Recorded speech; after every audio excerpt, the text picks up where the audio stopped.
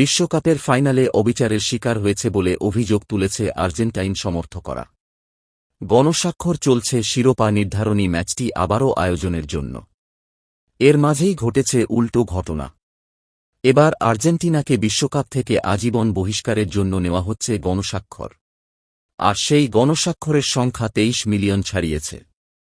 Euro নিউজের বরাত দিয়ে ফুটবলভিত্তিক জনপ্রিয় সংবাদ মাধ্যম গোল.কম এক প্রতিবেদনে জানিয়েছে, মোট গণস্বাক্ষরকারীর সংখ্যা 2,33,16,108।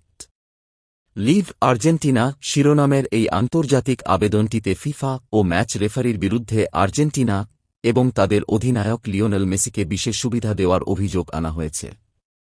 গণস্বাক্ষরের আয়োজকরা জানান, বিজয়ী কে হবে তা যদি আগেই নির্ধারণ করা থাকে, তবে বাকি বিশ্বের প্রতিদ্বন্দ্বিতা করার মানে কি?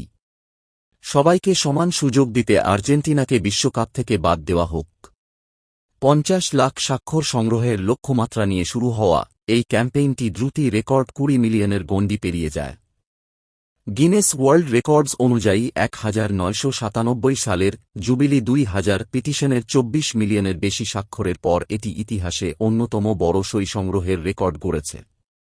যুক্তরাষ্ট্রের মেটলাইফ স্টেডিয়ামে অনুষ্ঠিত রোমাঞ্চকর ফাইনালে অতিরিক্ত সময়ে 106 মিনিটে ফেরান তোরেসের করা একমাত্র গোলে আর্জেন্টিনাকে 1-0 ব্যবধানে হারিয়ে দ্বিতীয়বারের মতো বিশ্বচ্যাম্পিয়ন হয় স্পেন।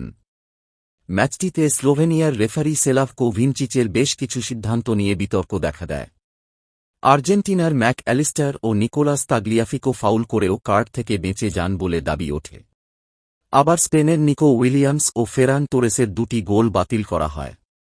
অন্যদিকে টুর্নামেন্ট জুড়ে আর্জেন্টিনার আক্রমণাত্মক ফুটবল ও মেসি মার্টিনেজদের আচরণ নিয়েও ফুটবল প্রেমীদের একাংশের মাঝে ক্ষোভ তৈরি হয়।